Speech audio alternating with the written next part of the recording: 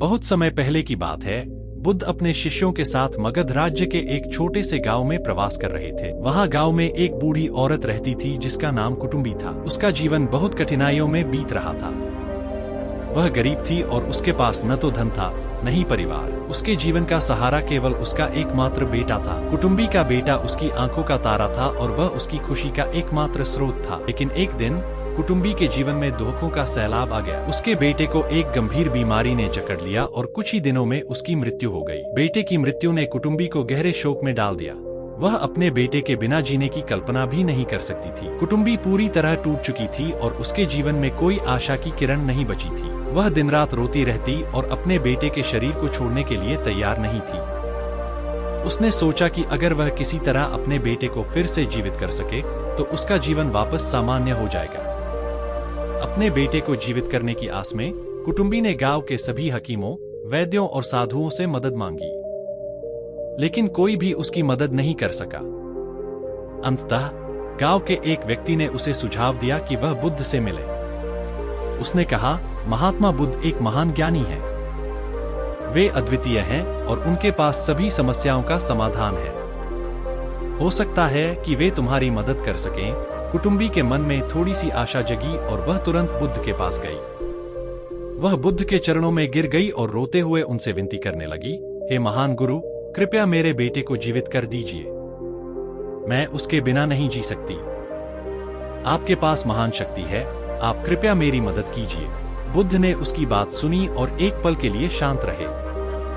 फिर उन्होंने कोमल स्वर में कहा, माँ, मैं तुम्हारी मदद कर सकता हूँ, लेकिन इसके लिए मुझे एक ऐसी वस्तु की जरूरत है जो सिर्फ तुम ही ला सकती हो।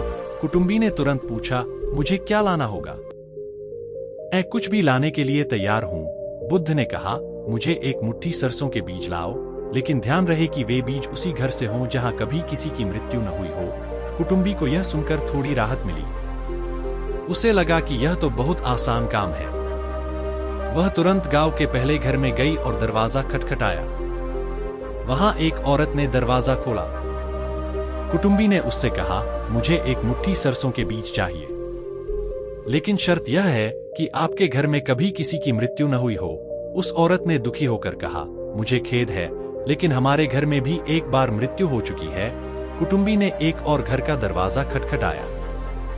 वहां भी उसे वही उत्तर मिला।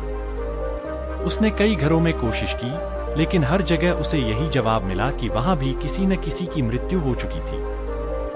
धीरे धीरे कुटुंबी को समझ में आने लगा कि संसार में कोई भी ऐसा घर नहीं है जहां मृत्यु न आई हो।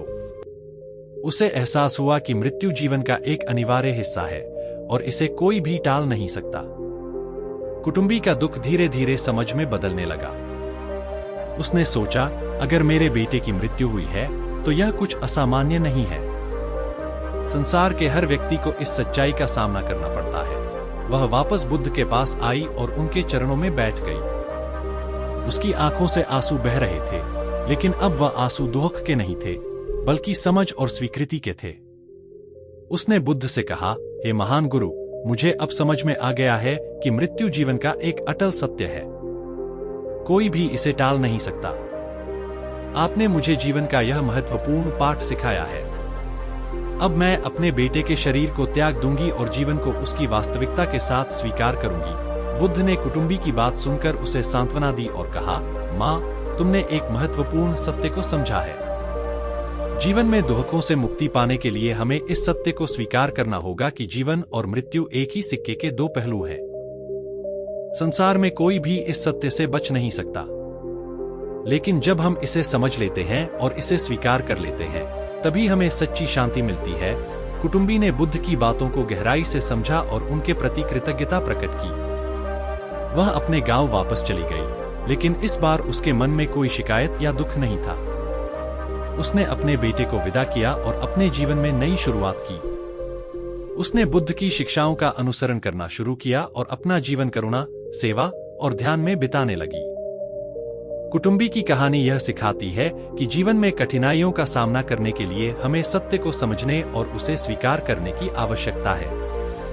महात्मा बुद्ध ने हमें दिखाया कि किस तरह एक साधारण व्यक्ति भी, चाहे वह कितना भी दुखी क्यों न हो, ज्ञान और समझ के माध्यम से अपने दुखों से मुक्ति पा सकता है। बुद्ध की यह शिक्षा आज भी हमें प्रेरित करती है और हमें सिखाती है कि जीवन में शांति और संतुलन कैसे प्राप्त किया जा सकता है। यह कहानी अच्छा लगा हो तो इस वीडियो को लाइक और चैनल को सब्सक्राइब जरूर करना।